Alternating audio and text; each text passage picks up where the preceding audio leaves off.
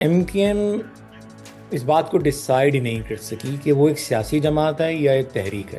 MQM का भी एक अपना मिजाज था जो कि डेवलप किया गया था कि लीडरशिप पर अंधा एतमाद।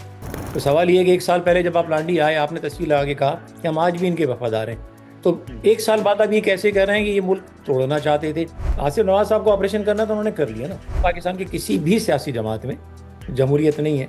ये एमकेएम की ब्यूटी थी कि उसने मुझ जैसे एक मिडिल क्लास शख्स को जो है पार्टी का हेड बना दिया, हज़ारों लोगों को एम्पावर किया। हमें कोई प्रोटेक्ट करने वाला नहीं है तो लोगों ने असलहा ख़रीदा। इदारों को एमकेएम के जो इजलास हो रहे थे उनमें डायरेक्टली ब्लेम किया जा रहा था। इस तरह हकीकी ग्रुप को कराची लाया गया। जो कुछ उन्होंने आने के बाद किया वो वही था जिसका इल्ज़ाम एमकेएम पे लगाया जा रहा था। आपने ये गलत चीज़ को गलत चीज़ से काउंटर करने की कोशिश की, नतीजा कुछ भी नहीं निकला, हालात मजीद ख़राब हो गए। आइडियोलॉजी से इत्तेफाक करें ना करें, लेकिन the fact of the matter is कि we build the entire organisation around his personality. बहुत सारे ऐसे हकाइक सामने आते हैं जिनसे मजीद मैं कहूँगा कि इख्तलाफात के रास्ते खुलते हैं। मेरी किताब का जो बुनियादी मकसद है, एमकेएम की तारीख को किसी ने उस तरह रकम करने की कोशिश नहीं की, बयान करने की कोशिश नहीं की जो तारीख का तकाजा था। या तो लोगों ने इंतहा से ज़्यादा मोहब्बत में लिखा है या लोगों ने इंतहाई मुखालफत में लिखा है। मेरी ये भी ख्वाहिश थी कि कोई ऐसी चीज़ मैं ना लिखूं जिसको कहते हैं ना हमारे यहाँ गड़े मुर्दे उखाड़ने की कोशिश की जाए। कराची के मसाइल को हल करना और बहुत सारे ऐसे फैसले जो माजी में हो गए थे उनको बैठ के रिव्यू करना था, उन चीज़ों पर बात नहीं की गई। लोग जिनको एक ज़माने में पार्टी के सुतून समझा जाता था, ये गद्दार हो गए। आदाब अर्ज़। हमारे आज के मेहमान मोहतरम डॉक्टर नदीम नुसरत साहब, मुत्तहिदा कौमी मूवमेंट पाकिस्तान के माजी हाल के जो कारकुन हैं, हमदर्द हैं, उनके जो रहनुमा हैं, उनके लिए बड़ा जाना माना नाम और बहुतों के लिए एक मुतबर नाम भी। डॉक्टर नदीम नुसरत साहब जो है वो बरसा बरस अल्ताफ़ हुसैन साहब के साथ जो हैं वो हर कहते हैं हम वक्त रहे हैं। कराची हो, जिद्दा हो, लंदन हो, हर जगह ये अल्ताफ़ हुसैन साहब के साथ हुआ करते थे। फिर लेकिन एक वक्त ऐसा आया, कहते हैं ना कि no party last forever. तो उसी तरह से नदीम नुसरत साहब ने जो है अल्ताफ़ हुसैन साहब से अपनी राहें जुदा कर ली। एमक्यूएम को तो उन्होंने छोड़ दिया, लेकिन एमक्यूएम इनसे ना निकल सकी। तो वक्तन फ़वक्तन एमक्यूएम के हवाले से गुफ्तगू भी करते हैं, लिखत पढ़त भी करते रहते हैं। और इस वक्त उनकी ताज़ा तरीन तसनीफ़ तारीख़ का कर्ज़ जो है वो मेरे हाथों में है। ये किताब जो है 1992 में मुत्तहिदा पे जो ऑपरेशन हुआ था, उन कहते उस 3 बरस की जो है ये याददाश्त है। और ख़ुद मुसन्निफ़ इस किताब के बारे में कहते हैं कि जनाब ये किताब जो है, ये इसमें कोई तज्ज़िया नहीं है, कोई तबसरा नहीं है, ये वाक़याती किताब है। तो इस वाक़याती किताब पे मैंने कहा कि आज जो हमारी गुफ्तगू का मौजू है वो तारीख़ का कर्ज़ है। और इन 3 बरस के हवाले से ज़ाहिर है कि हम इसके तमाम नुकात को तो इस गुफ्तगू में कवर नहीं कर सकते, लेकिन जो अहम 3-4 बुनियादी इश्यूज़ हैं उस पे यकीनन बात करेंगे। बहुत बहुत शुक्रिया डॉक्टर नदीम साहब अपना कीमती वक्त देने का।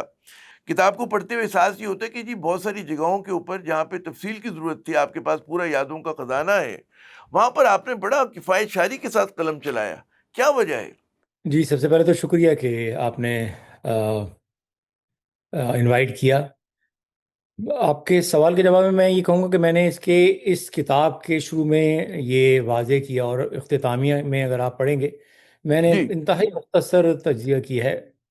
क्योंकि जो 92 में जो कुछ हुआ या उसके बाद जो अनफोल्ड हुआ, वो एक बड़ी कॉम्प्लेक्स सूरत हाल है। उसमें कई फ़रीक़ैन हैं और जो बड़ी हद तक आज भी मौजूद हैं। कुछ लोग तो चले गए दुनिया से, लेकिन कुछ लोग अभी भी मौजूद हैं। और वो अगर आप उसको एनालाइज करते हैं, अगर आप हुँ, तफसील में जाते हैं, तो बहुत सारे ऐसे हकाइक सामने आते हैं जिनसे मज़ीद मैं कहूँगा कि इख्तलाफात के रास्ते खुलते हैं, तलख़ियाँ पैदा होंगी। मेरी किताब का मकसद, जो बुनियादी मकसद है, वो जिससे मैंने स्टार्ट किया वो ये था कि हुँ, एमकेएम की तारीख को किसी ने उस तरह रकम करने की कोशिश नहीं की, बयान करने की कोशिश नहीं की जो उस तारीख का तकाजा था, जो हुँ, कि दयानतदारी का हक़ था। या तो लोगों ने इंतहा से ज़्यादा मोहब्बत में लिखा है जिसमें हुँ, वो ऑब्जेक्टिविटी से हट गए, या लोगों ने इंतहाई मुखालफत में लिखा है।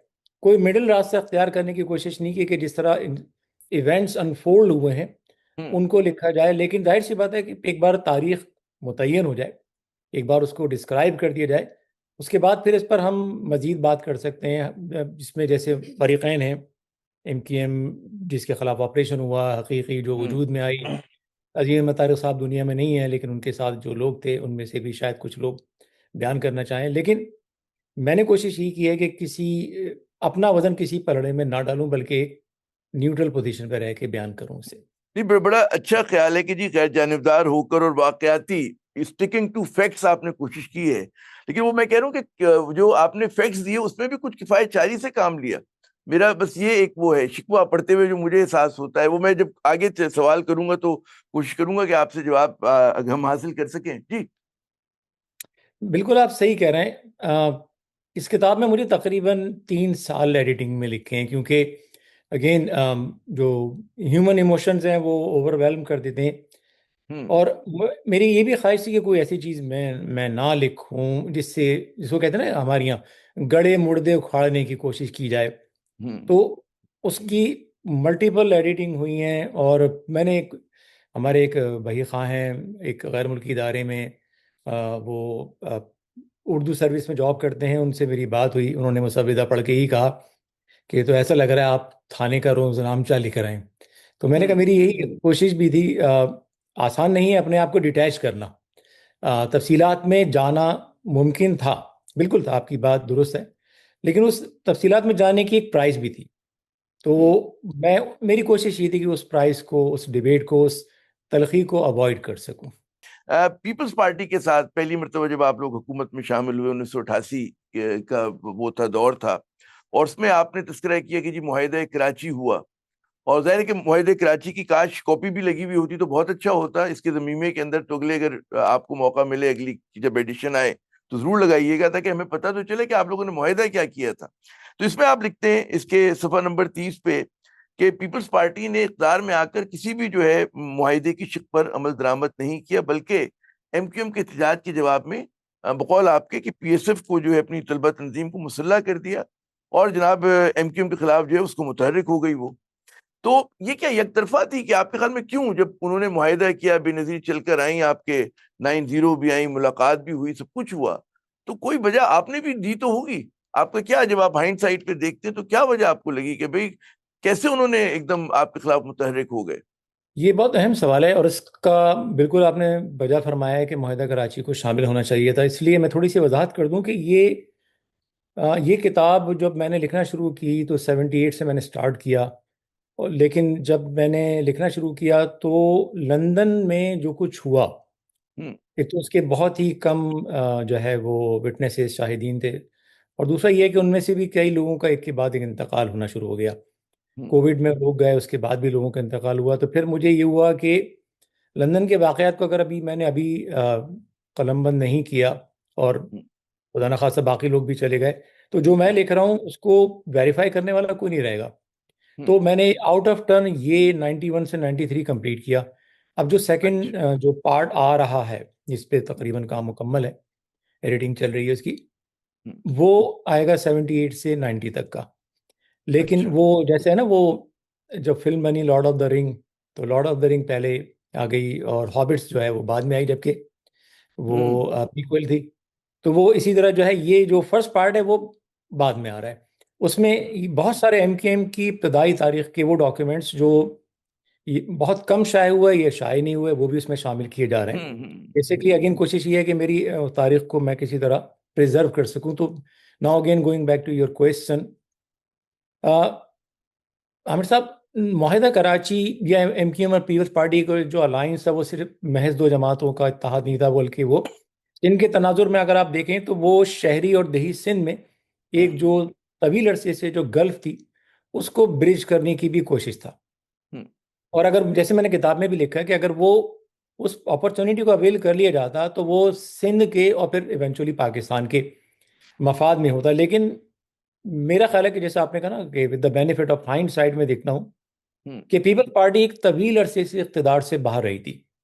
1977 के मार्शल से लेकर 1988 तक वो उनके जो कुछ उन्होंने फेस किया, उसके बाद उनको इक़्तिदार में आने का मौका मिला। तो उनके यहाँ जो एक बहुत बड़ा तबका ऐसा था जो वो चाहता था कि किसी तरह हम हर जगह प्रिवेल करें। हम्म। शहरी सिंध में एमकेएम ने अपने आप को इस्टेब्लिश कर लिया था। अब ये हो गया कि शहरी यानी एमकेएम रिस्पेक्ट कर रही थी कि अंदरूनी सिंध में पीपल्स पार्टी है, पंजाब में भी पीपल्स पार्टी ने अच्छी परफॉर्मेंस दी थी, एटलीस्ट कौमी असम्बली के अंदर। हम्म। लेकिन ये हुआ कि जब पीपल्स पार्टी पावर में आई तो जो पीएसएफ या पीपल्स पार्टी जो शहरी सिंध में नहीं थी, उसको हम्म। उन्होंने स्टैब्लिश करने की कोशिश की तालीम इदारों में। वो पीएसएफ जो डोरमेंसी में थी बरसों से, उन्होंने कोशिश की कि पुलिस इंसामी की मदद से उसको एक्टिवेट करना शुरू करें। तो वहां पे फिर ये तसादुम नागुज़ीर हो गया था।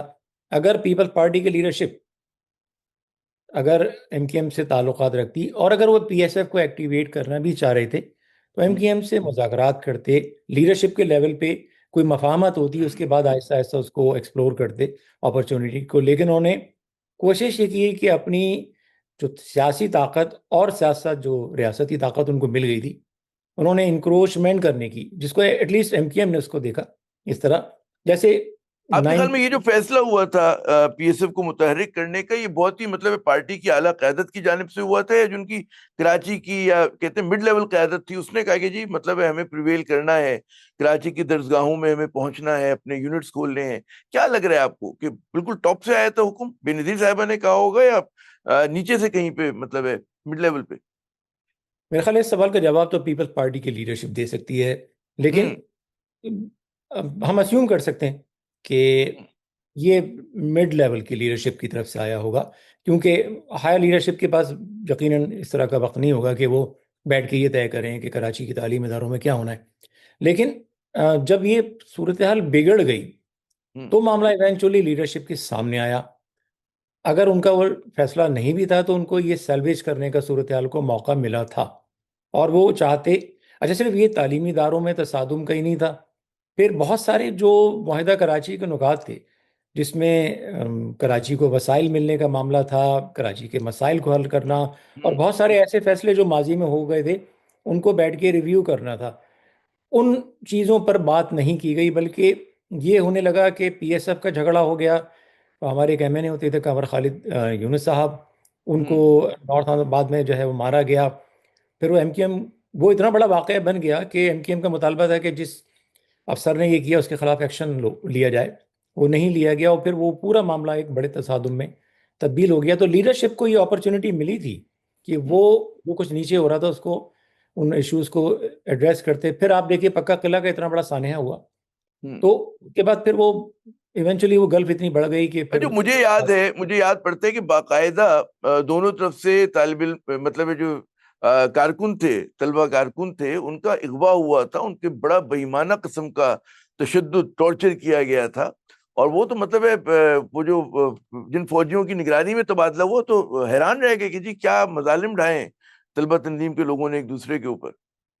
जी, ये बड़ा इनफेमस फेमस वाकया है। और बाकायदा जनरल आसिफ नवाज उस जमाने में कोर कमांडर थे, और जी। कोर हेडक्वार्टर में जो है मगवियान का तबादला हुआ था।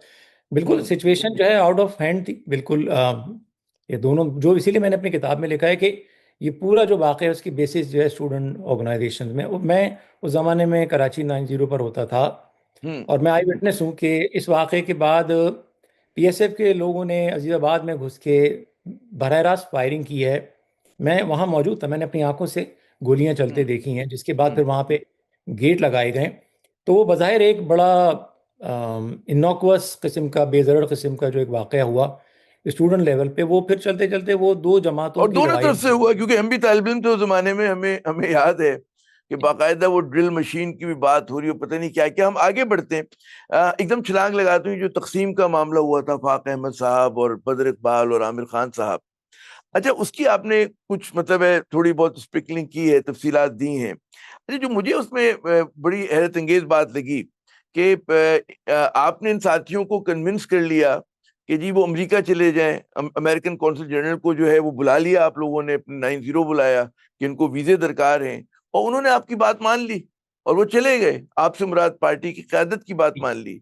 तो उस वक्त तक तो डिसिप्लिन में थे। जी, ये सवाल अगर आप, मैंने क्योंकि आपने पूरी किताब माशाल्लाह पढ़ी है, तो ये सवाल मैंने सिर्फ वाहिद यही इशूज हैं जिनको मैंने उठाया है कि हम्म। एक नैरेटिव हमें ये दिया गया कि ये दो तीन अफराद हैं जो उस वक्त सेंट्रल कैबिनेट में थे। बदर इकबाल हम्म। साहब सीनियर थे, जॉइंट सेक्रेटरी थे। जी। बाद में आफाक अहमद साहब और आमिर खान साहब भी शामिल हो गए। मरकजी काबीना में उससे पहले वो जोनल हाँ इंचार्ज थे। और फिर ये नैरेटिव आया पार्टी लीडरशिप की तरफ से कि ये लोग जिनको एक ज़माने में पार्टी के सुतून समझा जाता था, ये गद्दार हो गए अब। हम्म, लेकिन एक तरफ ये नैरेटिव चल रहा था और दूसरी तरफ पार्टी ने ही इनके वीज़े लगवाए, और जैसा आपने कहा कि अगर वो डिसिप्लिन में नहीं थे तो वो उन्होंने ये कैसे एक्सेप्ट कर लिया, ये क्वेश्चन है। और इसका जवाब देने और की कभी आपने भी कोशिश नहीं। सवाल उठाया है, आखिरी आखिरी सवाल पे आपने भी सवाल उठाया है, खुद भी उठाया आपने। और वही के 26 फरवरी 1991 को चले गए थे हंसी खुशी, पार्टी ने कहा ये लोग चले गए छोड़कर। दुरुस्त, बिल्कुल ये चले गए छोड़ के। हाँ। अगेन मैं पिछले कई बरसों से मैं एमकेएम की साइड के जो वाकयात हैं वो तो उनका हम्म। विटनेस हूँ, मैं इनसाइडर हूँ। हम्म। लेकिन जो दूसरी साइड है उसके लोगों से जाहिर सी बात है कि जो इख्तलाफात है वो इतने शदीद थे कि हम्म। ये इमेजिनेबल भी नहीं था कि आप बैठ के दूसरी साइड का मौक़िफ़ कभी सुन सकें। हम्म। लेकिन गुज़िश्ता चंद बरसों में जब से मुझे अलग होके एक इंडिपेंडेंटली चीज़ों को देखने का, परखने का मौका मिला, हम्म। तो मैंने कोशिश की उनके लोगों से मिल के बैठ के बात करने की। और उनके कई लोगों से मेरी वन ऑन वन मुलाकातें हुई। तो अगेन जो सिचुएशन जो उभरती है वो बड़ी डिस्टर्बिंग है। और मैं हम्म। इसीलिए कहता हूँ कि बदकिस्मती से हमारे यहाँ पूरे माशरे में, मैं सिर्फ एमकेएम की बात नहीं कर रहा हूँ, कि हमारे यहाँ जो है जो भी चीज़ें हो जाती हैं उनको एक एकेडमिक वे में, इमोशंस को एक तरफ रख कर एक क्रिटिकल एंगल से स्टडी करने का, लेकिन 91 90 गुजर गया, तवील एक अरसा गुजर चुका है। क्या अब भी मौका नहीं है कि बैठ के हम उन इश्यूज को जिसकी वजह से एक पार्टी तकसीम हो गई, और हम्म। तकसीम ही नहीं हुई है, उसकी हजारों लोगों ने अपनी जानें देकर प्राइस पे की, हम्म। और हमें आज तक ये नहीं पता कि वो तकसीम जो है उसकी अच्छा, एक्चुअल मुझे उसकी मुझे ये वजूहत बताया, क्या है। खता कलामी करने थे कि आप बकौल आपके इसमें कोई बकौल सिर्फ आपका ही दावा नहीं, हम सब जानते हैं कि आप इनसाइडर हैं। आप अल्ताफ हुसैन साहब के साथ 24 घंटे रहते थे, आप उनकी तो मतलब गुफ्तगू करते थे, बाकी जो मरकजी कायदीन थे उनसे गप होती थी आपकी। तो इनका क्या वर्जन था जो उसमें आपने थोड़ा सा तस्करा भी किया कि जी जो है आफाक अहमद साहब मिल गए हैं और वो पार्टी को तकसीम करना चाह रहे हैं, जिस तरह की बात जो है वो की गई पार्टी के सर्कल्स में इनको अमेरिका भेजने से पहले। तो यहाँ से क्या वर्जन आ रहा था? और जो फिर आपने उन लोगों से बात की, मतलब अब तो खैर आप आमिर खान साहब से बात कर सकते हैं, फाक साहब से बात कर सकते हैं, वो क्या कहते हैं कि हुआ क्या? देखिए, जो एमकेएम का नहीं, अल्ताफ हुसैन साहब की तरफ से जो वर्जन आया, वो जो हम्म। मैंने किताब में लिखा भी है कि उन्होंने बुला के ब्रीफ किया कि भाई इस हम्म। तरह एमकेएम में बगावत हो गई है, गद्दारी हो गई है। और उसमें दो नाम तो शुरू में लिए गए, फिर तीसरा नाम बदर इकबाल साहब का भी ऐड हुआ, फिर हम्म। शुगू व शुबात के दायरे में तकरीबन सभी लोग थे। बड़ा अजीब व गरीब वक्त था। लेकिन ये कि क्या कभी ये बैठ के कारकुनों ने इज्तमाही तौर पे या इनफरादी तौर पे कभी सवाल किया कि स्पेसिफिकली भाई वो क्या पीस ऑफ इंफॉर्मेशन है हम्म। जिसकी बुनियाद पे इतना बड़ा एक डिसीजन आया है, वर्डिक्ट आया है, रेवलेशन आया है। लेकिन उसके लिए जैसे मैंने आपसे मैं शेयर भी कर लूँगा कि मैंने डॉक्टरल थीसिस में भी अपने एमकेएम के ऑर्गेनाइजेशनल कल्चर को मैंने जो है वो एक्सप्लोर किया है। कि हम्म। एम जैसे हर ऑर्गेनाइजेशन का अपना एक स्पेसिफिक कल्चर होता है जिसमें वो काम करती है। जैसे फौज का अपना एक निज़ाम है, सियासी जमातों का एक निज़ाम होता है, बैंक्स का अपना निज़ाम होता है, प्राइवेसी कहीं ज़्यादा होती है, कहीं हम्म। ज़्यादा होती है, कहीं डिसिप्लिन पे फोकस होता है।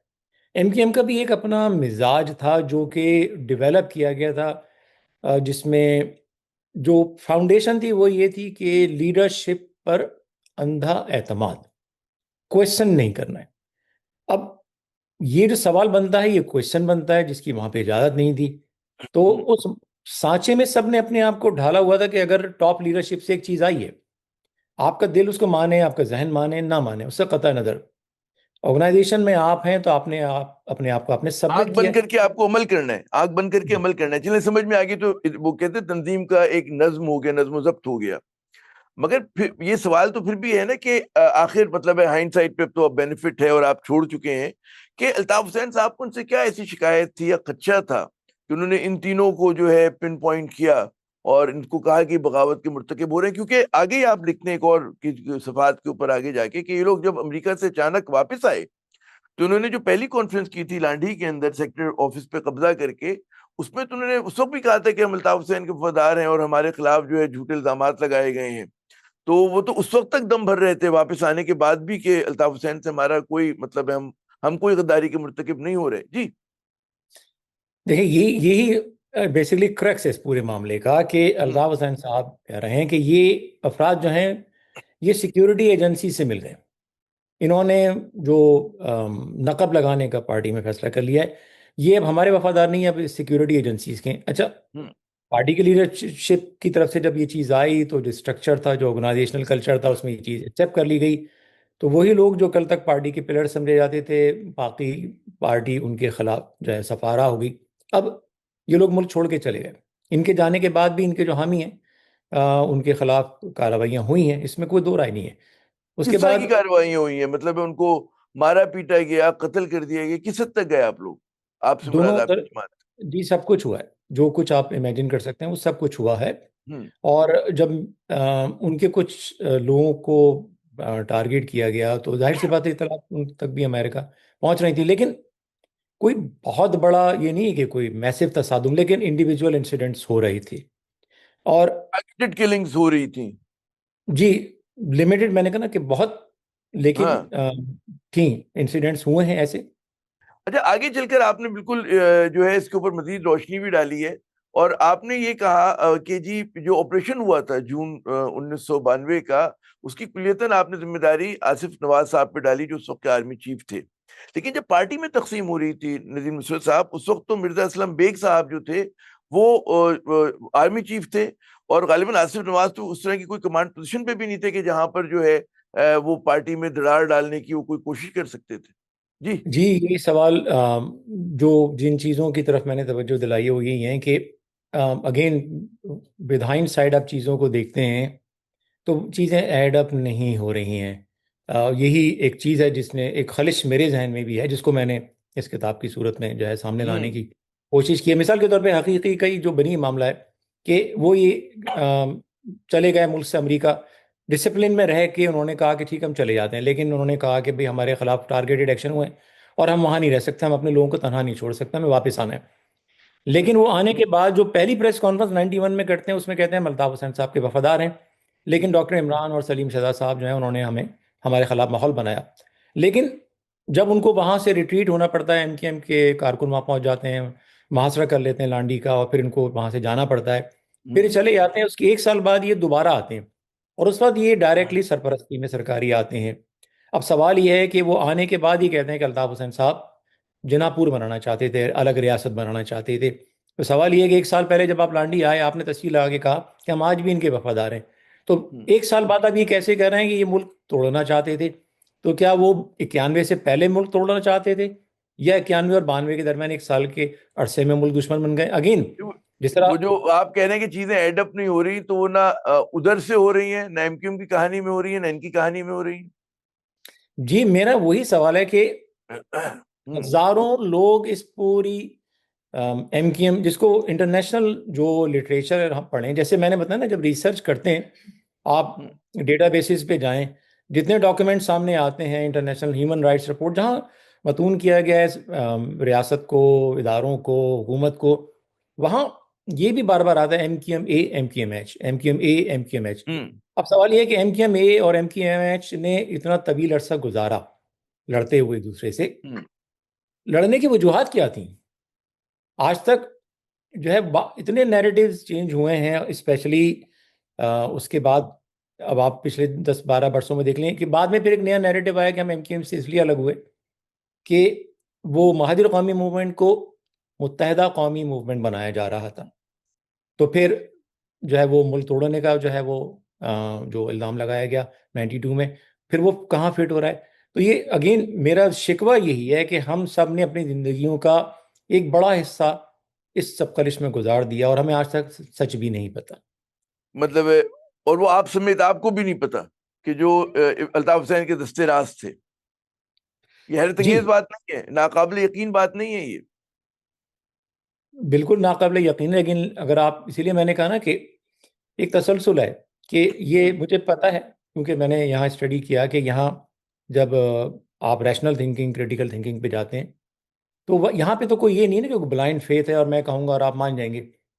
तो फिर इसके लिए मुझे पूरे ऑर्गेनाइजेशनल कल्चर को एक्सप्लेन करना पड़ा है, हम्म। एक अलग किताबी सूरत में है कि एमकेएम के, अगर आप एमकेएम के सेटअप में आपको सरवाइव करना है, आपको एमकेएम से अपने आप को कमिटेड जाहिर करना है, तो फिर आपको ये प्रूव भी करना है कि आपने क्वेश्चन नहीं करना। तो फिर आप ये क्वेश्चन कैसे कर सकते हैं? ये बड़ी हैरतअंगेज बात है कि मतलब है, कहा जाता है मिडिल क्लास की पार्टी है, पढ़े लिखों की पार्टी है, और मिडिल क्लास में हमेशा इख्तलाफ भी होता है, बातचीत भी होती है। मिडिल क्लास का एक अपना कल्चर होता है। अर्बन एरियाज के जो लोग होते हैं, जो दूसरी तीसरी नस्ल है मिडिल क्लास की, उसमें इस तरह की पार्टी बनाना, मैं इसको कहूंगा भी फैशिस्ट ही पार्टी हुई ना, कि अगर अपनी सोच में आप इख्तलाफ राय की जगह नहीं देते, गुफ्तगू की बात नहीं करते, तो ये आप लोगों को एहसास नहीं हो रहा था कि हम किस तरह की जमात बन गए हैं, अब बनाने जा रहे हैं। आमिर साहब, मेरा ख्याल है कि एमकेएम इस बात को डिसाइड ही नहीं कर सकी कि वो एक सियासी जमात है या एक तहरीक है।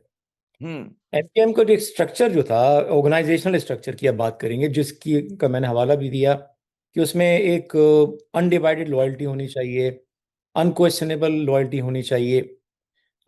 उसमें जो जमहूरी, जो वैसे तो पाकिस्तान की किसी भी सियासी जमात में जमहूरियत नहीं है, लेकिन दुरुस्त कह रहे हैं आप।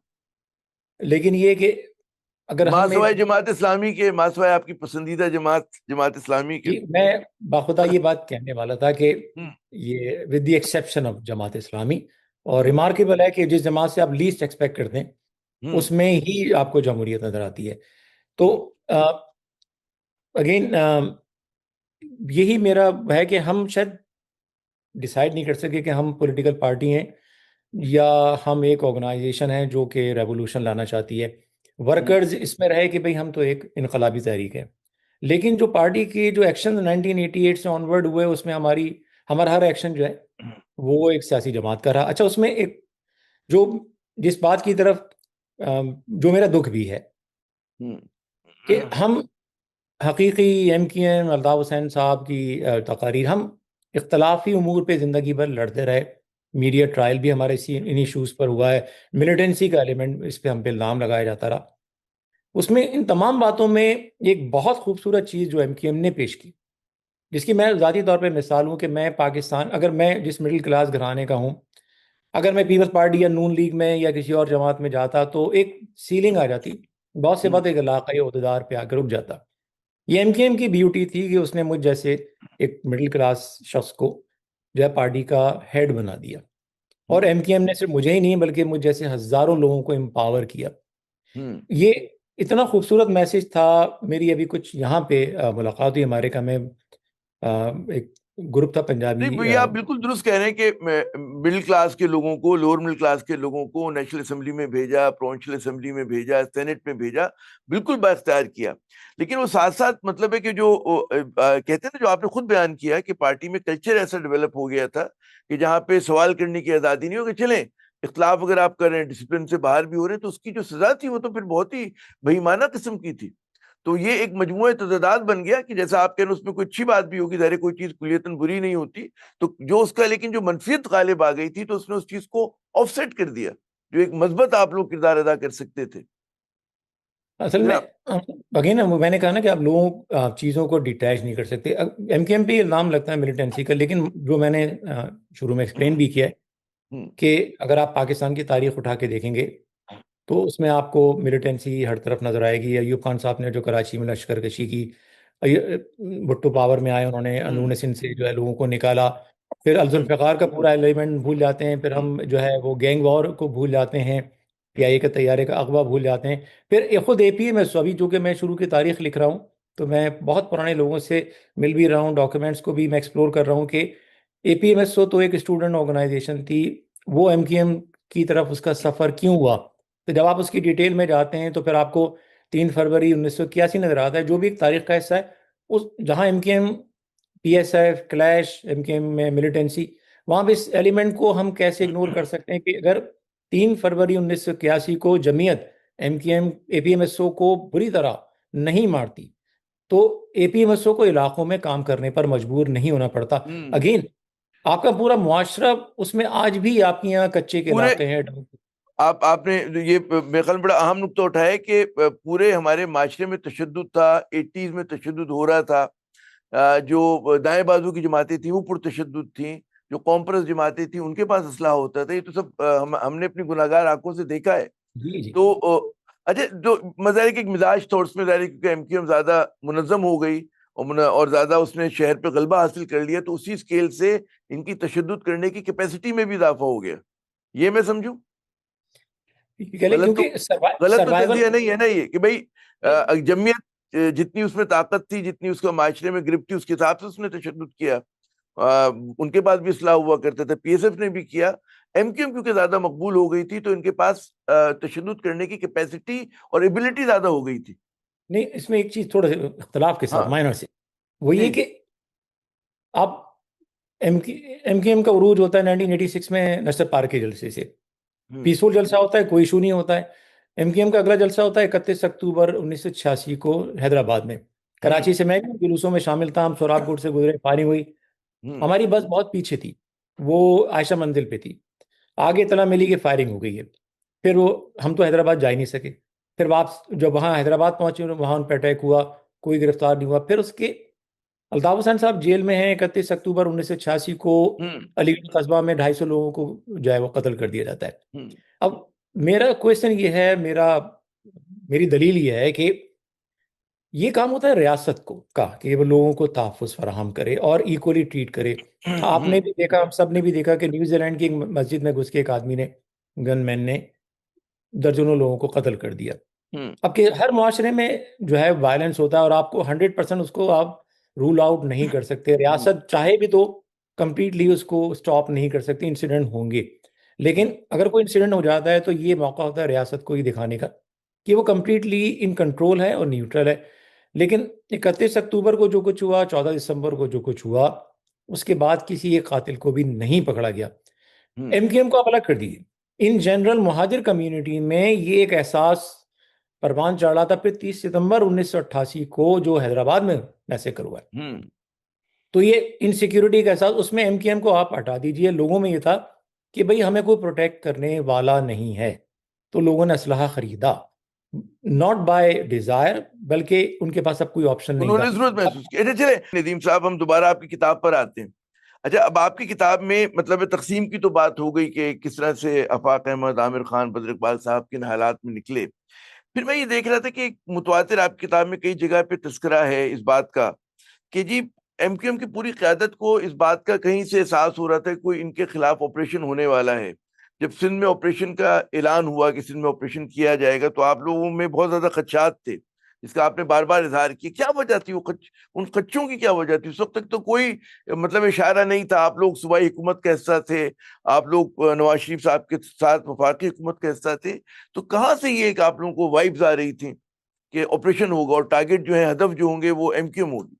ये वाइब जब से आई है, जब से एमकेएम में ये इंकशाफ हुआ कि एमकेएम में कोई बगावत हो चुकी है, कुछ लोग छोड़ने वाले हैं ये। हाँ। और जब ये लोग मुल्क से निकल गए, अमेरिका चले गए हाँ। के बाद फिर ये हो रहा था कि भाई ये जो कुछ हुआ है, इन लोगों को जो निकाला गया है, इसको कहीं ना कहीं जो सरकारी सरपरस्ती हासिल है। उसके बाद फिर जैसे मैंने अपनी किताब में भी लिखा है कि फिर डायरेक्टली जो है वो अल्ताफ हुसैन साहब की तरफ से, शुरू में तो बड़े मोहतात अंदाज में, फिर डायरेक्टली उन्होंने इदारों को ब्लेम करना शुरू किया। हम्म। और उसके बाद फिर जो है वो वहाँ से एक इख्तलाफात का सिलसिला बढ़ना शुरू हुआ, और फिर छोटे छोटे इंसिडेंट्स हो रहे थे जो कि डॉक्यूमेंटेड नहीं हो रहे थे, रिपोर्टेड नहीं हो रहे थे, कि कहीं से कुछ कारकुन गिरफ्तार हो गए, कहीं से कुछ कारकुन हम्म। गिरफ्तार हो गए। तो उन वाकयात की वजह से एक मजमूई एक पिक्चर ये आ रही थी कि कहीं ना कहीं किसी नहीं, और एक्शन। आपकी किताब से तासुर ये मिलता है कि जो गिरफ्तारियां हो रही थी, आपने भी उनका कहीं कहीं तस्करा किया है कि जी फला कारकुन गिरफ्तार हुआ, फिर 2 रोज के बाद छूट गया। कई जगह पे आपने तस्करा किया है। तो जाहिर है कि उसकी भी कोई वजह होगी ना, कि गिरफ्तारी की कोई ना कोई एमक्यूएम की सफों से ऐसी चीजें हो रही होंगी जिसको इदारे जो है वो परेशान कुन या खिलाफ कानून गर्दान रहे होंगे। बेशक मतलब है कि सिंध हुकूमत की अपनी मजबूरी है कि आप लोग उसके कलीदी पार्टनर थे, नवाज शरीफ साहब की अपनी मजबूरी है कि आप कलीदी पार्टनर थे, लेकिन कहीं ना कहीं आप लोग भी वो स्टेप कर रहे होंगे कि जहां पर इदारों ने कहा कि जी इनफ इज इनफ। जी बिल्कुल ऐसा है, क्योंकि ये एक तरफा तो नहीं हो सकता था कि इदारों को, हम्म, एमकेएम के जो इजलास हो रहे थे उनमें डायरेक्टली ब्लेम किया जा हाँ। रहा था। उसमें डायरेक्टली पिन पॉइंट किया जा रहा था कि भाई एजेंसियां इसमें इन्वॉल्व हैं। फिर दूसरा ये है कि जो वैसे हमने भी शुरू में बात की कि टारगेटेड कार्रवाइयाँ भी हाँ। अ, हो रही थी एमकेएम के मुखालफिन के खिलाफ। अच्छा, फिर मुतनाज़ नारे जो मैंने वो भी मेंशन किए हैं कि ऐसे नारे लगे एमकेएम की तरफ से। अब हम्म, वो अगर इस्टेब्लिशमेंट ने कभी अपना या इदारों ने कभी मौक़िफ़ नहीं दिया, लेकिन एज ए आप जर्नलिस्ट आप अस्यूम कर सकते हैं कि भाई उनकी सफ़ों में भी ये डिबेट हो रही होगी कि भाई हमें जो है वो डायरेक्टली ब्लेम किया जा रहा है। फिर ये सिर्फ दो ग्रुपों की लड़ाई में ये मुमकिन नहीं है ना कि रियासत बिल्कुल खामोश होकर बैठ जाए कि भाई हम्म, जो है वो एमकेएम अपने मुखालफिन को जो जो चाहे कर ले, या मुखालफिन एमकेएम के साथ जो चाहे कर लें।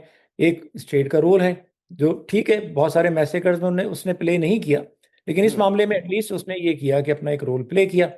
तो उन पर ये जिम्मेदारी भी थी कि एक तो जो क्रिटिसिज्म हो रहा है उन पे कि हम्म, वो एमकेएम में बगावत के जिम्मेदार हैं, और अगर वो नहीं थे तो उनके लिए जाहिर सी बात है ये डिस्टर्बिंग था। और दूसरा ये कि जो नारे लग रहे थे तो वो भी उनके लिए जाहिर सी बात है, तो वो एक माहौल बन रहा नाकाबिले था कि बर्दाश्त हो गए थे। जी। अच्छा, उस उसमें वही बात होती है ना कि मतलब है एक एक तरफा चीजें नहीं होती। अगर मतलब है धुआं है तो कहीं ना कहीं आग लगी होगी।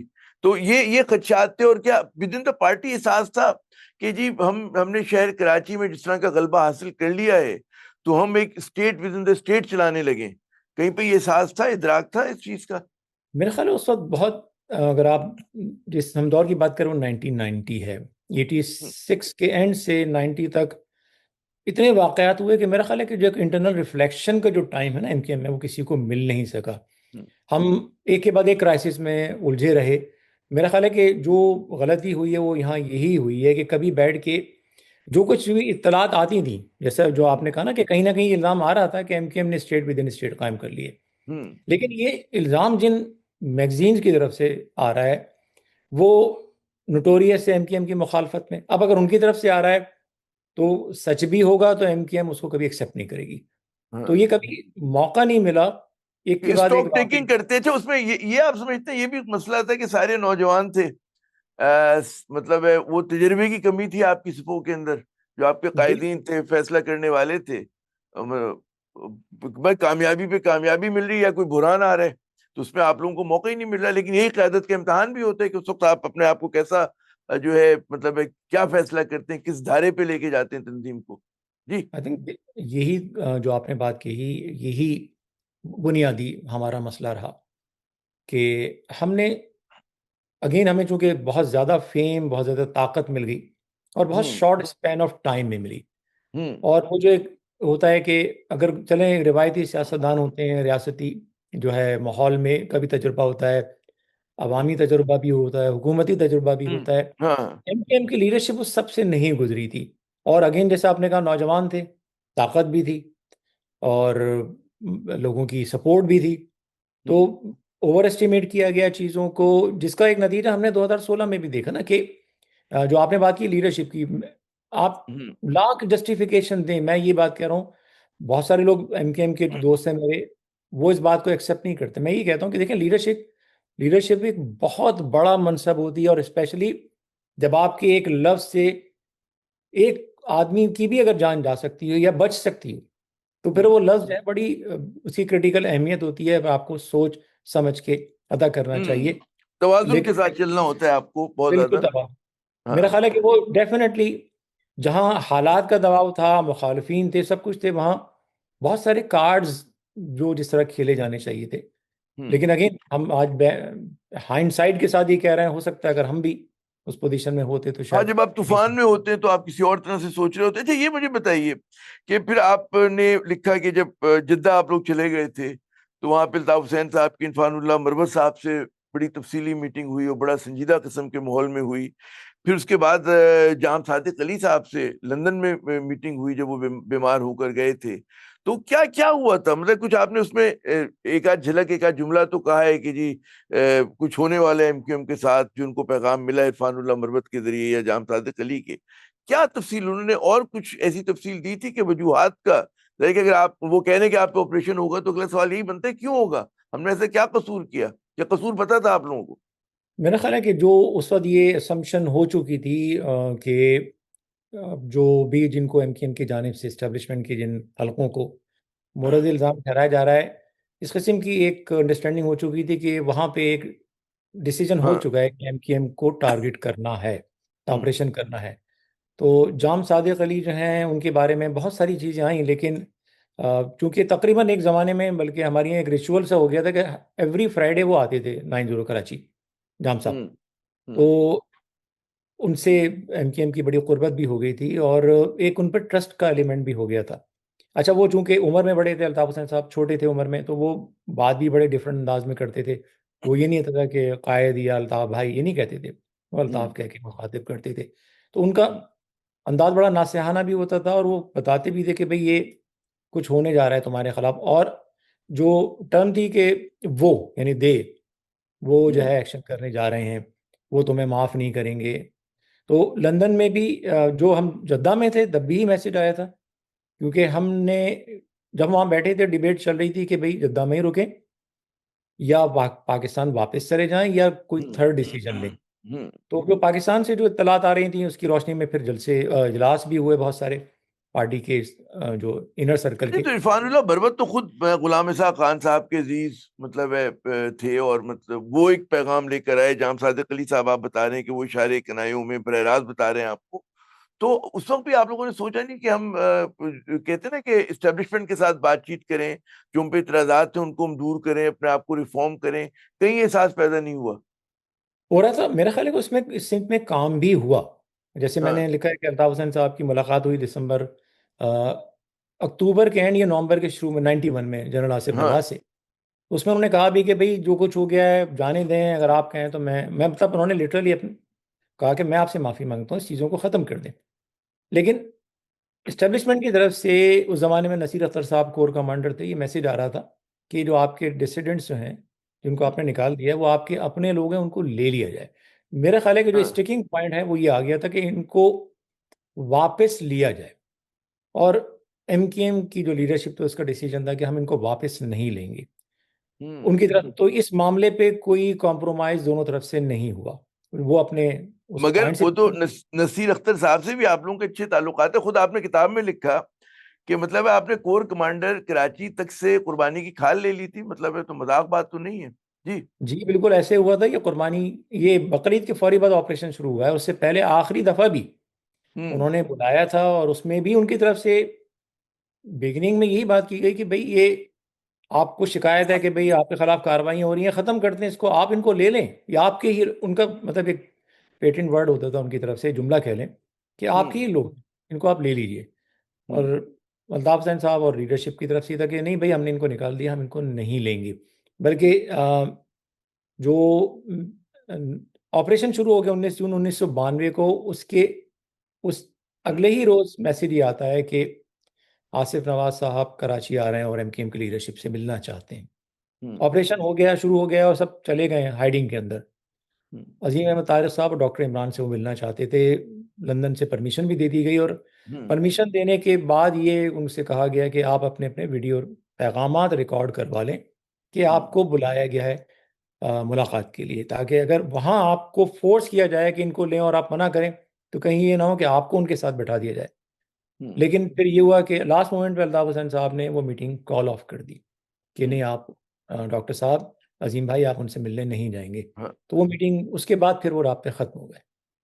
अच्छा, ये बड़ा आपने मतलब है जो मलबा डाला आपने आसिफ नवाज साहब पे डाला है कि जी उनकी वजह से ऑपरेशन हुआ, और उसमें आपने इसका भी तस्करा किया कि जी वो गालिबन इस्टेब्लिशमेंट के अंदर भी मतलब है ये नहीं था कि जो फैसला हो चुका था कि एमक्यूएम को जो है इस तरह से दबाना है, उसके खिलाफ ऑपरेशन करना है। तनाज़ात का फैसला था ये। तो ये किस बेसिस पे कह रहे हो? और आखिर आसिफ नवाज साहब को आप लोगों से ऐसी क्या तकलीफ थी कि वो आपके खिलाफ कार्रवाई करे? देखिए, अगेन ये सर्कमस्टेंशियल एविडेंस है क्योंकि उनका इंतकाल हो गया, उनका भी हमारे यहाँ हाँ, कोई आर्काइव तो अचानक सामने, इंतकाल हुआ उनका। जी आर्काइव हमारे यहाँ कोई ऐसे सामने नहीं आते, हमारे यहाँ किसी ने बैठ के नहीं कहा। लेकिन जो जिस तरह के वाकयात और अनफोल्ड हुए हैं, जिस तरह इवेंट्स, उसमें ये तो सवाल बनता है कि आसिफ नवाज साहब तो आए हैं 91 में, 92 हम्म। में। उससे पहले हम्म। असलम बेग साहब थे। तो इनिशिएट किसने किया, अगेन ये क्वेश्चन है, इसलिए जो मैंने अपनी किताब में खुद रेज किया हम्म कि अगर आसिफ नवाज साहब इवेंचुअली जिम्मेदार थे तो इनिशिएट डेफिनेटली उन्होंने नहीं किया है। दूसरा ये कि जो चीज़ हमें नजर आई वो ये नजर आई कि जैसे ही उनका इंतकाल हुआ हम्म उसके बाद एकदम ऑपरेशन की शिद्दत में कमी आ गई और 9-0 भी खुल गया, एमकेएम की एक्टिविटीज ही बड़ी हद तक हम्म बहाल हो गई। तो हम्म। अगेन अगर आप डिड्यूस करें तो फिर ये समझते हैं कि भाई उनके होते हुए कोई एमकेएम को रिलीफ नहीं मिल रहा था। अच्छा, लेकिन तो ये जो जो जो बात थी कि आसिफ नवाज साहब अगर नाला थे तो कुछ एमक्यूएम की ऐसी वो कहते हैं ना कि आप लोगों ने हरकतें की होंगी, जैसे मेजर कलीम का एक अगवा का आपने उसमें लिखा कि मुबैना अगवा मेजर कलीम का वो एक बहुत बड़ा वजह बनी ऑपरेशन की। बहुत सारी वजूहात में एक वो बड़ी बुनियादी वजह थी मेजर कलीम साहब के अगवा की। तो इस तरह की चीजें अगर हो रही हों और ये लगे कि जी पाकिस्तान का जो सबसे बड़ा शहर है, इंडस्ट्रियल हब है, वहां पर जो है रियासत अपनी रिट खो रही है और वहां पे एक तंजीम ने उसके ऊपर जो है उसको डोमिनेट करी, तो गालिबन कोई भी आर्मी चीफ होता, आसिफ नवाज क्या कोई भी होता, वो यही कार्रवाई करता। जी, मैं इस बात को बिल्कुल चैलेंज नहीं करूंगा। मैं कहूंगा बिल्कुल अगर कोई चीज़ होती है, अगर ये तासुर हाँ। जा रहा है इदारों के पास कि रियासत के अंदर रियासत बन रही है तो वो अपना हम्म रोल प्ले करेंगे। लेकिन उसमें फिर हम एक थियरी ये भी रही एमकेएम के सर्कल में, मैं खुद अल्ताफ हुसैन साहब से बात हुई तो उन्होंने, उनकी भी अपनी थ्योरीज थी तो उन्होंने हमसे प्राइवेटली शेयर की। उनका ये कहना था कि जब वो आसिफ नवाज साहब कोर कमांडर थे सिंध के तो हम्म उन्होंने एक फर्स्ट हैंड एक्सपीरियंस किया एमकेएम को और एमकेएम की एक हम्म स्ट्रेंथ को, एक्टिविटीज़ को। हम्म तो कहीं ना कहीं जब वो उनके पास पावर मिली तो शायद उनके जहन में ही था कि ये एमकेएम जो है वो उसका कद शायद उससे कहीं बढ़ गया जो होना चाहिए। तो फ्रॉम दी स्टेट्स नहीं, परस्पेक्टिव। वो तो आप खुद कह रहे हैं ना कि सिर्फ कद बढ़ने की बात नहीं कि वो मकबूल हो गई या उसने इलेक्शन जीत लिया, मगर उसके साथ साथ जो जो चीजें शहर में हो रही थी, तो वो एक तशवीशकुन बात थी ना कि वो जब मेरी किसी से बात हो रही थी, जब ये कहते हैं तलबा का पीएसएफ और एपीएमएसओ का तबादला हो रहा था, तो फौजियों की आंखें खुल गई थी कि भाई क्या किया इन लोगों ने एक दूसरे के साथ। तो वो जी, बहुत सारी चीजें जो थी कि जो हमारी जमहूरी पार्टियां उतनी जमहूरी नहीं है और उनमें फैशिस्ट रवैये हैं, तशद्दुद हो रहा है। और आपने बिल्कुल सही कहा था कि सिर्फ एक जमात मुलविस नहीं थी, तमाम जमातों ने अपना अपना जिसका जितना ताकत थी उसने इस मुल्क में तशद्दुद की पॉलिटिक्स की है। पीपल्स पार्टी हो, जमात इस्लामी हो, नेशनलिस्ट हो, सबने किया है, आप लोगों ने किया। तो ये चीज ऐसी बन बन गई थी कि भाई कराची जैसे शहर को जो है यहाँ पे रिट ऑफ द लॉ होनी चाहिए जी। अगर हम इस चीज़ को एक्सेप्ट कर लें कि यहाँ रेट ऑफ लॉ स्टैब्लिश करनी थी, हाँ, अगेन देखिए मेरा बड़ा क्रिटिकल है, मैं किसी को मैंने फेवर नहीं किया। अगर आपको रेट ऑफ लॉ लानी नहीं थी तो तो हम रेट ऑफ गुफ्तगू के लिए कर रहे हैं कि जरा जी, सा बात से बात निकले, नहीं कुछ पता चले, हमें हम सीखें कुछ आपसे जी। नहीं नहीं, हम आपसे सीख रहे हैं हम सब, बल्कि हमारे यहाँ तो जब हम यहाँ पे तो गल्फ ऑफ टॉनकिन हो जाए या 9/11 हो जाए, कमीशन बन जाता है, रिपोर्ट्स आती हैं, क्रिटिकल थिंकिंग हम्म होती है, लेफ्ट राइट सेंटर हर तरफ से आर्गुमेंट आते हैं, गड़े मुर्दों को खड़ा जाता है। हमारे यहाँ तो रिवायत नहीं है, लेकिन आप चले लेट्स अस्यूम की ये पोजीशन थी कि एमकेएम जो है वो रियासत के अंदर रियासत बन गई थी, मुखालफिन को अगवा कर रही थी, हाँ। कत्ल कर रही थी, मान लेते हैं। हम्म तो क्या इसका जवाब ये था कि एमकेएम के ही लोगों को इस्तेमाल करके एक ऐसा ग्रुप बनाया जाए जो एमकेएम के खिलाफ वही कुछ करे जो हम्म एमकेएम अपने मुखालफिन के साथ कर रही थी। कि एमकेएम के दफातर पर आज हम किसी कुछ भी कह लें, लेकिन कोई डिनाई नहीं कर सकते कि जिस तरह हकीकी ग्रुप को कराची लाया गया मुकम्मल सरकारी सपोर्ट के साथ हुआ। जो कुछ उन्होंने आने के बाद किया वो वही था जिसका इल्जाम एमकेएम पे लगाया जा रहा था। तो आपने एक रॉन्ग को दूसरे रॉन्ग से काउंटर करने की कोशिश की, आपने हम्म। एक गलत चीज़ को गलत चीज़ से काउंटर करने की कोशिश की, नतीजा कुछ भी नहीं निकला, हालात मजीद खराब हुए। अच्छा, अगर मुझे एमकेएम याद के है उस इल्जाम जमाने में हम कहते हैं आतिश जवान था, रिपोर्टिंग हम किया करते थे। आई वाज विद मतलब द न्यूज के साथ था, रॉयटर्स के साथ था, जब हकीकी और एमक्यूएम के आपस में दर्जनों के हिसाब से लाशें उठा करती थी रोजाना की बुनियाद पे शहर से। जी, क्योंकि देखिए ना, हकीकी तो एक छोटा सा फैक्शन था, लेकिन उनकी स्ट्रेंथ क्या थी सबको हम्म पता है कि उनके पीछे कौन था।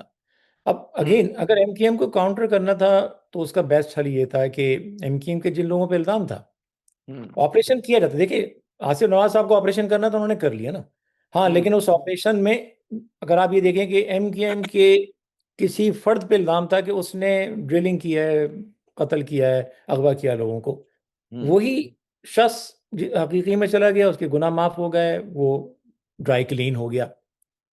यहां से सिचुएशन खराब हुई। अगर इल्जाम था, क्या आमिर आप खान कोई साहब अगर आफाक अगर अहमद। कोई मुल्जिम वाकई है तो आप उसको वो करें। अच्छा, मैंने वो सवाल वो गुफ्तगू में रह गया आपसे, वो जो मेजर कलीम वाला मैंने कहा था, आपने उसमें लिखा कि मुबैना अगवा, क्या था वो? क्या क्या आज के नौजवानों को तो ये कहानी तो बताएं, हमें तो पता है कि क्या हुआ था। जी। इंसिडेंट जो हुआ था वो ये था कि 92 का ऑपरेशन सबको पता है, लेकिन 18 जनवरी 91 को ये हुआ हम्म। कि अमेरिका जाने के चंद माह बाद आमिर खान साहब, आफाक अहमद साहब, बदर इकबाल साहब, ये सारे के सारे अ, अचानक पहुंचे हैं कराची। और उन्होंने सुबह ही सुबह, ये फजर के बाद, लांडी में हम्म। जो एमकेएम का, या जो आप कह लें स्ट्रांग होल्ड था आफाक अहमद साहब का, ये वहाँ इंटर हुए हैं।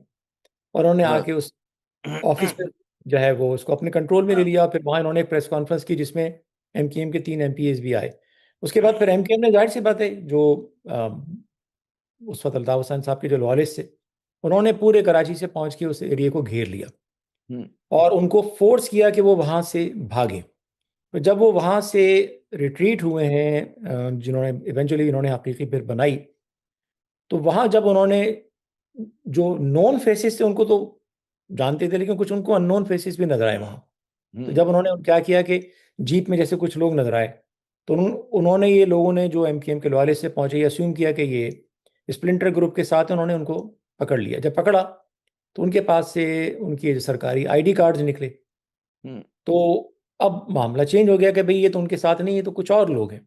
तो फिर एमकेएम की जो टॉप लीडरशिप की मुतला किया गया, उन्होंने वफाकी वजीर दाखिला से बात की, और फिर एक तवील, वो एक अपने अंदर एक कहानी है तवील, के किस तरह एक बड़ा सेंसिटिव एक मामला बन गया। फिर इवेंचुअली उन तो लोगों क्या को वजह कि आपने आपने जैसे अब जब आप इन 3 सालों का अहाता कर रहे हैं, तो आपने इन मामलात की तफसील में जाने से क्यों गुरेज किया?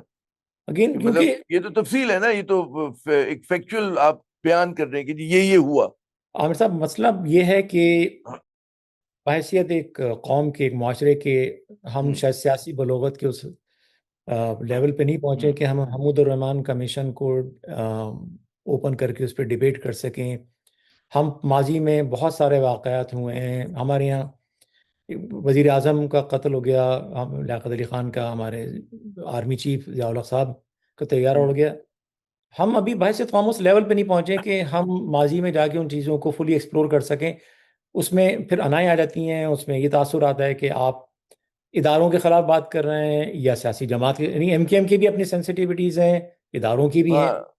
तो इट्स तो वेरी आपको हार्ड। आपको तलवार की धार पे चल के किताब लिखनी थी। अच्छा, ये बताइए कि पूरा जो प्रेमिस बना था, मुझे याद है जून 92 के उसका ऑपरेशन का, वो था भी जिनापुर, जिनापुर। और क्या था, आप तो हर वक्त 24 घंटे अल्ताफ साहब के साथ हुआ करते थे, क्या कहानी है ये? बिल्कुल गलत, फ्रॉड, झूठा हम्म। इल्ज़ाम था। और आई एम ग्लैड कि इदारों ने खुद भी, ब्रिगेडियर इम्तियाज ने भी टीवी पे एक्सेप्ट किया कि नहीं, वो ऐसा नहीं था। बल्कि हाँ। एलिगेशन के आने के 4 दिन बाद खुद आईएसपीआर ने इसकी तरदीद कर दी थी। अगेन, वो किसका ब्रेन चाइल्ड था हमें नहीं पता, लेकिन वो बहरहाल एक प्रेस कॉन्फ्रेंस में दिखाए गए। मैं साथ होता था, सैकड़ों नशिस्तों में मैं साथ गया हूँ, इजलासों में साथ गया हूँ। हाँ। हम लंदन में बैठे थे, जिनापुर का लफ्ज ही हमने पहली दफा सुना था। तो हमारे लिए हम्म। तो एक बॉम्ब शेल की तरह ड्रॉप हुआ है कि ये कैसा इल्जाम है। आप देखे, हाँ, मतलब कि गोली बॉम्ब, ये वो, हमने जो जिन गुनाहों के मुर्तकिब हुए उसमें ये गुनाह नहीं है। नहीं ये हैं? गुना नहीं, डेफिनेटली नहीं। हमें हमें हमें हमारे गुनाहों की सजा दें, उन गुनाहों की ना दें जो हमारे ख्वाब ख्याल में नहीं आए। हैं? नहीं, बिल्कुल नहीं थे। और मैं आप ये बड़ी जिम्मेदारी से कह रहा हूँ कि देखें, बाद में कोई भी इल्जाम लगाओ, लेकिन अलहदगी पसंदी, पाकिस्तान, मिलिटेंसी का इल्जाम लगा लें, आप बदमाशी का लगा लें, कुछ भी लगा लें, हाँ, बत्ताखोरी का है, सब कुछ है। अच्छा, मुझे ये बताइए, इससे पाकिस्तान। पहले मैं आगे आगे जाऊं, अ, अल्ताफ हुसैन गो के इस किताब के अंदर जाहिर है कि ये उसके बाद की बात हुई है, क्यों छोड़ा आपने अल्ताफ हुसैन को और कब छोड़ा? जरा जो नए सुनने वाले उनके उनके उनकी याददाश्त ताज़ा करें, ताकि फिर हम आपसे मजीद गुफ्तगू करें। जी। मैं 2016 में जब उन्होंने उनकी जो मुतनाज़ तकरीर थी, उसके बाद मैं तकरीबन कोई 13 महीने लंदन में उनके साथ रहा, और हमारी कोशिश ये थी कि हम्म। किसी तरह मामलात बेहतर हो जाएं। बहुत सारे लोगों को अंदर के हालात नहीं पता, चूंकि मैं 92 में हाँ। एमकेएम की जो लीडरशिप, जैसे मैंने किताब में भी लिखा है कि पूरी तकरीबन कॉम्प्रोमाइज हो गई थी, को हकीकी में चले गए, अलग हो गए। डॉक्टर हम्म इमरान फारूक जो हैं वो वाहिद थे जो हकीकी में हम्म नहीं गए, और वो एक्सेप्टेबल भी नहीं थे। हम्म लेकिन हमारी कोशिश ये थी, क्योंकि अगेन नोइंग एमक्यूएम स्ट्रक्चर, मुझे पता था कि एमक्यूएम की पूरी हम्म इमारत हमने किस पे तामीर की है, अल्ताफ हुसैन साहब की शख्सियत पे। राइट और हम्म रॉन्ग, आप उन हम्म इस आइडियोलॉजी से इत्तेफाक करें ना करें, लेकिन the fact of the matter is कि we build the entire organisation around his personality. और हम्म अगर वो गिर जाती है तो आज एमकेएम का वही असर होना था जो आज आप और हम सब बैठ के देख रहे हैं हम्म कि हम्म हम्म किस तरह आपस में लड़ रहे हैं। पब्लिक सपोर्ट तकरीबन ख़त्म हो चुकी है। 2024 के इलेक्शन में अगर आप एक ऑनेस्ट एनालिसिस करेंगे तो आपको पता है कि किस तरह का जो है वोटिंग रिकॉर्ड रहा एमकेएम का। हम्म तो हमारी कोशिश ये थी, मेरी कोशिश ज़ाती तौर पे, कि किसी हम्म तरह हम रीजनिंग कर सकें कि वो रियासत और उनके दरमियान मामलात बेहतर हो जाएं, जैसे कि जनरल मुशर्रफ के दौर में हो भी गए थे। हम्म म- जनरल एहसान जो हैं, जो उस जमाने में आईएसआई के हेड थे, वो लंदन आए। जनरल एहतशाम ज़मीर जो हैं, जो एमआई के चीफ थे, वो भी लंदन आए। और इस बात पे इत्तेफाक हो गया कि जो कुछ आपने किया आप उस पर मट्टी डालें, जो हमने किया हम उस पर मट्टी डालें। लेकिन हम्म अनफॉर्चुनेटली 2013 2014 से वो जो भी एक ट्रूस हो गया था, जो चीज़ें ख़त्म हो गई थी, वो दोबारा हो गई। और हमारी ख्वाहिश भी ये थी कि भाई ये जो उर्दू बोलने वाले हैं ये भी पाकिस्तान बनाने वालों की औलादे हैं, फौज पाकिस्तान की महाफिज है, इनके हम्म दरमियान इख्तलाफात बल्कि किसी भी तबका कौमियत में और सिक्योरिटी इदारों हाँ, में पार्टी में नहीं होने चाहिए। तो नहीं। तो तो हमारी, आप बता रहे थे कि कैसे फिर छोड़ा क्यों आपने, मतलब क्या वजह बनी कि आपने कहा जी अब इनफ इज इनफ, अब मैं बिल्कुल कश्तियां जला दी मैंने, मैं छोड़ रहा हूँ। देखिए उन अगेन ऑर्गेनाइजेशन में उनका जो रोल था उसमें आप रीजनिंग कर सकते हैं ना, उनको ऊपर प्रिवेल तो नहीं कर सकते। अगेन अल्टीमेट पावर उनके पास, अथॉरिटी उनके पास। हम्म मुझे अपने कद का हमेशा बखूबी एहसास रहा, तो हाँ इसलिए हाँ एक हद तक ही मैं आर्ग्यूमेंट कर सकता था उनसे। एक हम्म पॉइंट ऐसा आया कि मुझे लगा कि I think we have move beyond argument, अब हम्म रीजनिंग नहीं हो सकती। हम्म। तो वो क्या था माफी, अब, एक तरफ वो अहमद माफी मांग फराज रहे का हैं। शेर, अपना ये हाल कि जी हार भी चुके लुट भी चुके, और मोहब्बत वही अंदाज पुराने मांगे। तो आपने कहा जी पुरानी वो नहीं चल सकते उस तरह से हैं। बिल्कुल, तो क्योंकि चीज़ें बहुत ख़राब हो गई थी। और देखें, हाँ अगर माफ़ी मांगी जाए उसके बाद फिर अगर वही चीज़ की जाए, फिर तकरीरों में प्राइवेटली वो बातें हम्म। की जाएं, वो हो भी क्या रही। वजह कि वो अल्ताफ हुसैन साहब, मतलब है एकदम मुझे अच्छी तरह पता है कि यहाँ पे भी क़यादत शिकवा किया करती थी कि ऐसी बात कर दिया करते थे कि मकामी क़यादत को मुश्किल हो जाती थी। तो किस फ्रेम ऑफ माइंड में वो इस तरह की बातें किया करते थे? क्या हुआ, क्या था, होता क्या था? मेरा ख्याल एक मेरा ख्याल है कि मैं उनके सामने भी बात कह चुका हूँ कि उन टेम्परामेंटल बहुत ज़्यादा हो गए थे वो। और अगेन हम उनकी वजूहत में जा सकते हैं कि फैमिली के इशूज़ आए, हम्म इनके वतन से दूरी, ख़ानदान से दूरी, एक तवील जला वतनी, इन सब का इंसानी बिहेवियर पे असर पड़ता है असर डिटैचमेंट पड़ता है। करने पे। हम्म तो अगेन उन पे ये हुआ कि बहुत ज़्यादा वो रिएक्शनरी हो गए छोटी छोटी बातों पे। अगेन जो तकरीर होने की वो डेफिनेटली उनको नहीं करनी चाहिए थी, और फिर उसके हाँ बाद भी चीज़ें की गई। और हम्म। बाद में उन्होंने सिंसियरली माफ़ी भी मांगी, लेकिन अगेन ये मामला फिर उस नहज पे पहुंच गए ये कि वापसी फिर। का रास्ता नहीं बनता था। अच्छा, मैं इससे पहले और आगे बढ़ूं, मुझे ये बताइए कि अजीम अहमद तारिक साहब, मतलब है आपकी पार्टी का एक और बड़ा अहम तरीन सतून, ठीक है ना, अल्ताफ हुसैन की जगह को वो मतलब फिल किया करते थे। जब अल्ताफ हुसैन साहब बैरून मुल्क गए, पढ़ने के लिए गए, मुश्किल मुश्किल में जब भी हुआ करते थे, क्या हुआ था अल्ताफ हुसैन और अजीम तारिक का? आपने किताब में तस्करा तो किया है इस चीज का कि इख्तलाफात की वजह क्या बनी। उसमें अजीम तारिक जिस रास्ते पे चलना चाह रहे थे वो गालिबन अल्ताफ हुसैन साहब को पसंद नहीं था, या उस पर रजामंद नहीं थे, क्या उस पर कुछ रोशनी डालें? शुरू के 2-3 महीनों में तो अजीम तारिक साहब ने पार्टी पॉलिसी जो भी थी कि सब रूपोशी में चले जाएं, वो गए। फिर हम्म एक तो हकीकी की तरफ से ये आ रहा था कि भाई अजीम तारिक आए और हमारी कमान संभालें। तो अच्छा मुसलसल ही मैसेजिंग उनकी तरफ से आ रही थी। फिर जब मुज़ाकरात इस्टेब्लिशमेंट से शुरू हुए तो उसमें भी ये तासुर आया है कि अजीम तारिक साहब की तरफ उनका रवैया जो है बड़ा सॉफ्ट है। लेकिन उसके बावजूद वो रूपोशी में रहे। लेकिन अक्टूबर में हुआ ये कि हमारे एक रुकन सिंध असम्बली होते हैं, उसामा कादरी साहब होते थे। उन्होंने जो है वो लंदन फ़ोन किया, उस सिंध असम्बली के वो मेंबर थे। उन्होंने उसी दिन ऑपरेशन में पहली दफ़ा अल्ताफ़ हुसैन साहब कहीं बाहर निकले थे, हमारा जो घर था लंदन का।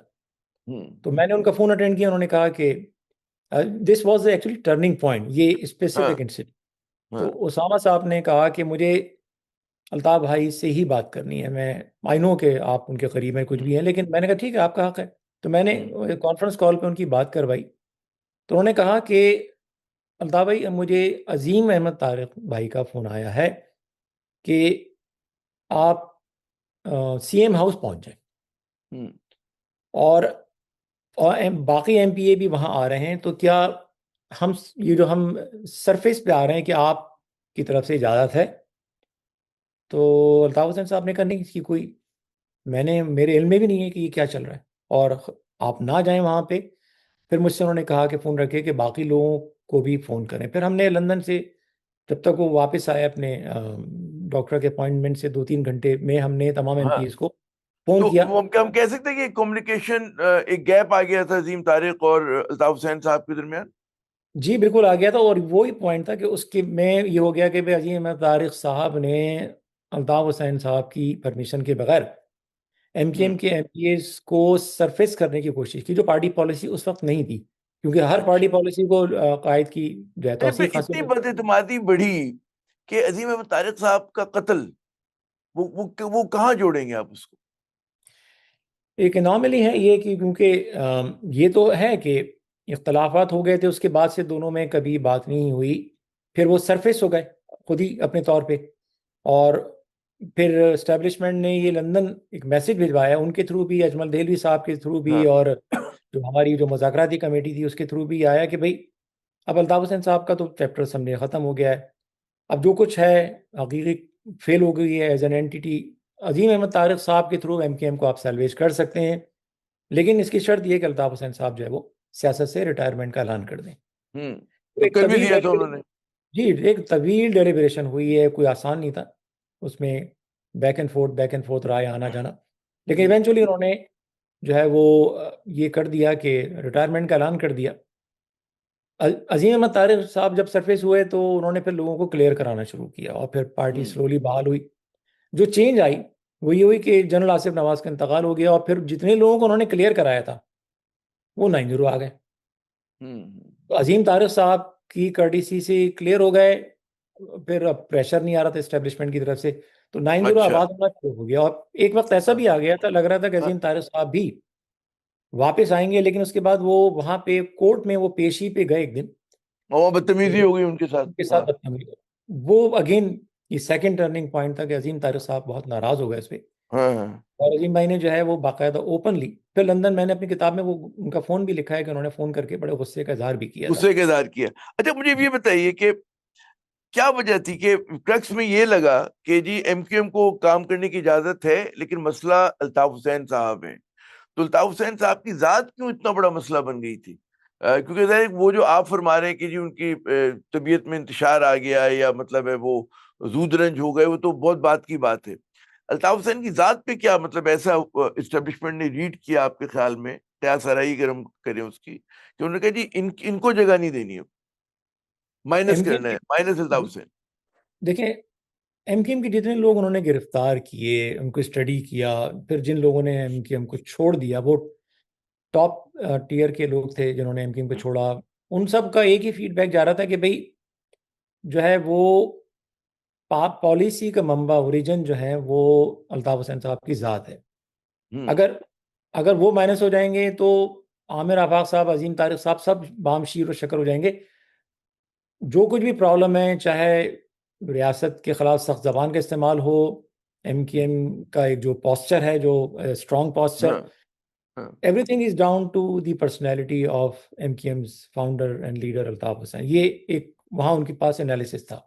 अगर इनको अच्छा। माइनस कर देंगे, तो बाकी लोगों को कंट्रोल करना, अब आप देख लीजिए कि एमकेएम के वो लोग जो इन्होंने 92 में छोड़ा, या आज जो लोग बैठे हैं, आप देख पार्टी लीजिए, बच्चा जमूरा बन जाएगी फिर, मतलब है आप जिस तरह चाहें उसको जहाँ चाहे मोल्ड कर की लें, बजाएंगे, वैसे ही आप चल पड़ेंगे। जो जिसको आप आज इल्जाम देखिए। लग रहा है, आज की क़यादत पे यही इल्जाम लग रहा है ना आजकल। हाँ, वो असल में दोनों एक्सट्रीम हो गए। मैं समझता हूँ कि वो एक एक एक्सट्रीम था, बिल्कुल अनकम्प्रोमाइजिंग, और एक हाँ एक्सट्रीम ये हो गया कि जिसमें हर चीज़ पे यस करना। मेरा ख्याल है कि सियासत जो है वो somewhere lies in the middle, तो हाँ, दोनों का तवाजुन नुकसान के हो। साथ करते हैं, हाँ, गिव एंड टेक होता है जब हम आखिरी लम्हात में हैं। जाहिर है कि किताब लोगों को पढ़नी पड़ेगी जनाब, मतलब है हर चीज जो है हम डिस्कशन में नहीं लेकर आ सकते। अ, आपने कुछ ऐसा ऑन लाइटर नोट कि भाई अल्ताफ हुसैन साहब का वो कहते हैं कि रात रात भर आप लोग काम किया करते थे, सोना एक नेमत हुआ करती थी आप लोगों के लिए, बड़ा मुश्किल से सोने का वक्त मिला करते थे। क्या वर्कहोलिक थे अल्ताफ हुसैन अपने काम में, कि मतलब आप लोगों को थका दिया करते थे? बिल्कुल वर्कहोलिक थे वो। उनको खुद इंसोम्निया उनका हमेशा से इशू रहा हम्म। है। इंसोम्निया, नींद ना आना, उनका हमेशा से एक इशू रहा है। और अच्छा। वो अल्ट्रा हाइपर हैं, बहुत ज़्यादा अच्छा। एक्टिव हैं, खुद नहीं सोते थे, सोने नहीं। एमकेएम ने जो कुछ डिलीवर किया, अगेन इस चीज़ को आप इत्तेफाक करें ना करें, उनकी शख्सियत से इख्तलाफ रखें इत्तेफाक रखें, जैसा आपने कहा ना, कुलियतन कोई चीज़ ना मुकम्मल ख़राब होती है ना अच्छी होती है। तो हम्म। उनकी शख्सियत के जो पहलू थे उसमें ये था कि उन्होंने एमकेएम को हमेशा अपने टोज पे रखा।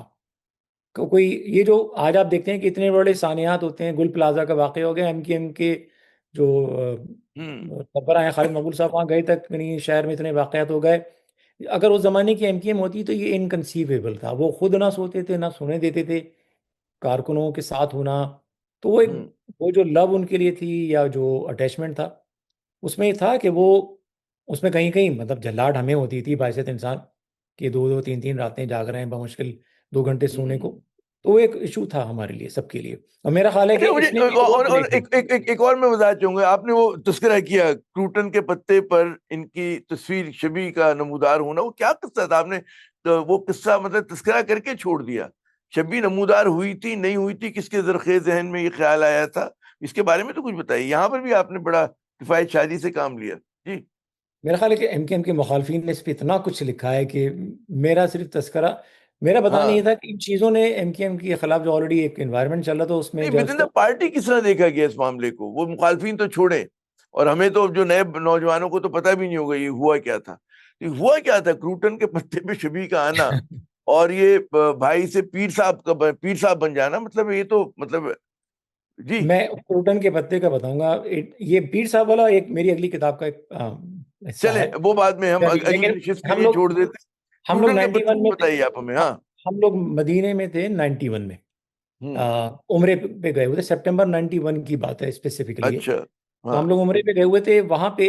हम लोग जुमे की नमाज पढ़े थे मस्जिद नबी में। तो जहाँ मदीना में जहाँ ठहरे हुए थे वहाँ से कोई साहब दौड़े दौड़े आए और कहा कि बहुत अहम इत्तला है, तो अभी आपको आना है। तो जुमे की नमाज, ज़्यादा दूर नहीं था अपार्टमेंट, टाइम था नमाज में। हम, मैं और एक होते थे खालिद नदीम साहब, तो हम हम्म। वहाँ पहुँचे।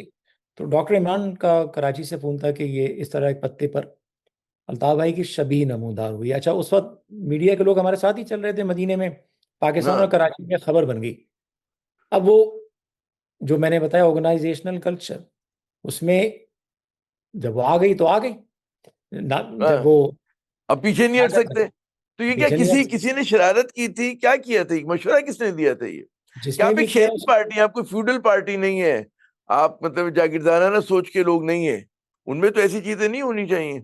बिल्कुल नहीं होनी मिडिल चाहिए क्लास जो वो। होती है वो पढ़े लिखे लोग होते हैं, वो कहाँ इन चीजों पे, पीरी मुरीदी पे कहाँ चलते हैं ये लोग? कहाँ इनको अगेन, मतलब शिबी नजर आती है नहीं, किसी चीज की? जो पढ़े लिखे लोग थे वो उस पर बहुत डिस्टर्ब थे, हमारा बहुत मजाक उड़ा। अगेन आप एमकेएम में तो आपको एक स्ट्रेट फेस रखना था, नहीं, लेकिन वो मेरे भी अपने आप दोस्त थे मजाक कह अहबाब रहे हैं, थे। हम कराची की जबान में कहते हैं फुलका उड़ा होगा आपका।